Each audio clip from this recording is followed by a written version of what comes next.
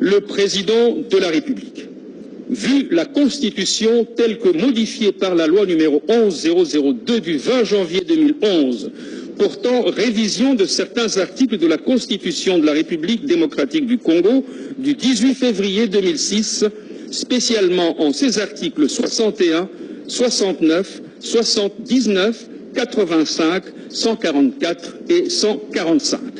Vu la loi organique numéro 11012 du 11 août 2011 portant organisation et fonctionnement des forces armées, spécialement en ses articles 2.14, 5, 7, 9, 12 et 124. Vu la loi organique numéro 11013 du 11 août 2011 portant organisation et fonctionnement de la police nationale congolaise, spécialement en ses articles 14, 18, 80 et 81. Vu la loi numéro 23/2002 du 18 novembre 2002, telle que modifiée et complétée à ce jour, portant code judiciaire militaire, spécialement ses articles 115, 173, 224, 306, 308 et 316.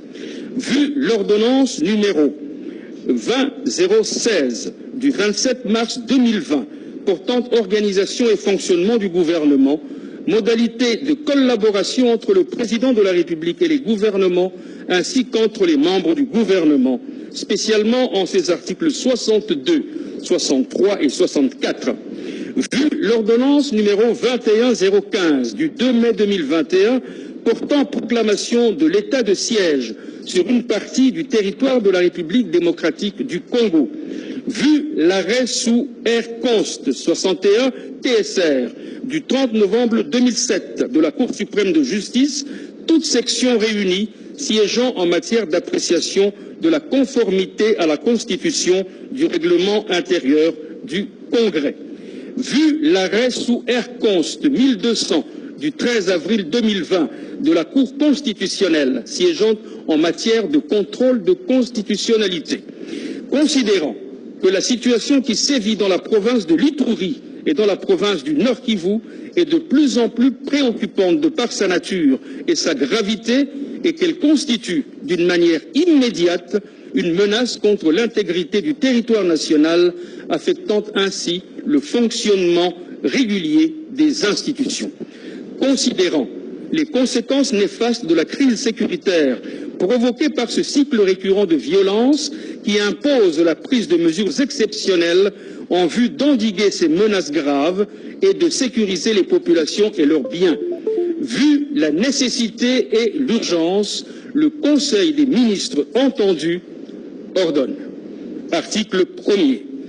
Pendant l'état de siège et en application des dispositions de l'ordonnance numéro 21015 du 3 mai 2021, les gouvernements provinciaux de l'Ituri et du Nord Kivu sont composés respectivement d'un gouverneur militaire et d'un vice-gouverneur policier.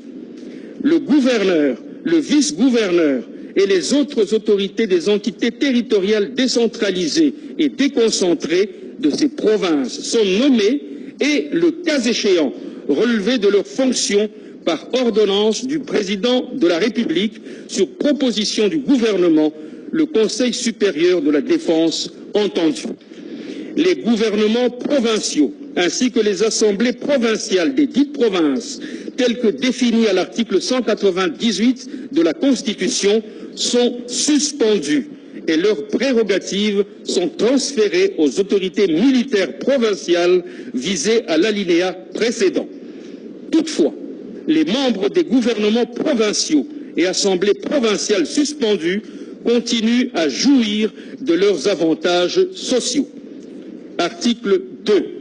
Les autorités des provinces appliquent les lois et règlements de la République pour faire face à la situation et assurent le bien-être collectif aux populations de leur province.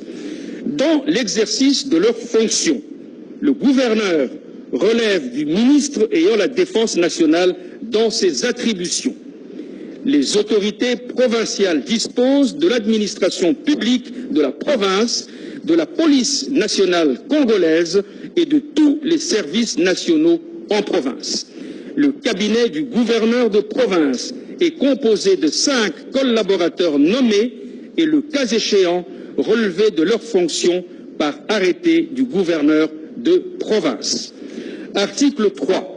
Les fonctions du gouverneur, du vice-gouverneur et des autres autorités des entités territoriales décentralisées et déconcentrées prennent fin à l'expiration du délai prévu pour l'état de siège, sauf en cas de prorogation conformément à la Constitution.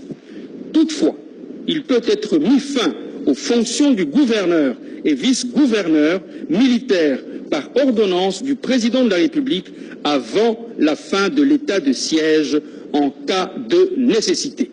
Article 4. Dans l'accomplissement de leur mission, les autorités provinciales militaires sont investies des prérogatives exorbitantes de la légalité normale dans la limite du respect de la dignité humaine, du respect de la vie et de la propriété privée. Elles ont notamment le pouvoir de faire des perquisitions de jour et de nuit dans les domiciles, éloigner les repris de justice et les individus qui n'ont pas leur domicile dans les lieux soumis à l'état de siège, rechercher et ordonner la remise des armes et des munitions, interdire les publications et les réunions qu'elle juge de nature à exciter ou à porter atteinte à l'ordre public, interdire la circulation des personnes ou des véhicules dans les lieux et heures qu'elle fixe, instituer par décision des zones de protection ou de sécurité où le séjour des personnes est réglementé, interdire le séjour dans toute ou partie de la province à toute personne cherchant à entraver de quelque manière que ce soit l'action du pouvoir public, interpeller toute personne impliquée dans les troubles de la paix et de l'ordre public et la déférer devant les juridictions militaires compétentes, prendre toute décision qu'elles jugent utile dans l'accomplissement de leur mission. Article 5. Pendant toute la durée de l'état de siège, le gouverneur militaire a la conduite des opérations. En outre, il a les pleins pouvoirs de gestion, de police et de maintien de l'ordre dans la province désignée. Il décide sur toutes les questions, sauf celles qui relèvent de la compétence des autorités nationales.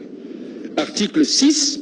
Pour toute la durée de l'état de siège, la compétence pénale des juridictions civiles est dévolue aux juridictions militaires. Article 7. La présente ordonnance sera soumise à la Cour constitutionnelle conformément à l'article 145 de la Constitution. Article 8. Le vice-premier ministre, ministre de l'Intérieur, Sécurité, Décentralisation et Affaires coutumières, le ministre d'État, ministre de la Justice et garde des Sceaux, ainsi que le ministre de la Défense nationale et ancien combattant sont chargés, chacun en ce qui le concerne, de l'exécution de la présente ordonnance qui sort ses effets à la date de sa signature, faite à Kinshasa le 3 mai 2021, Félix Antoine Tshisekedi Tshilombo, Jean-Michel Sama Lukonde Kyenge, Premier ministre, pour copie certifiée conforme à l'original, Kinshasa le 3 mai 2021, le cabinet du président de la République, Guilain Nyembo Mbwizia, directeur.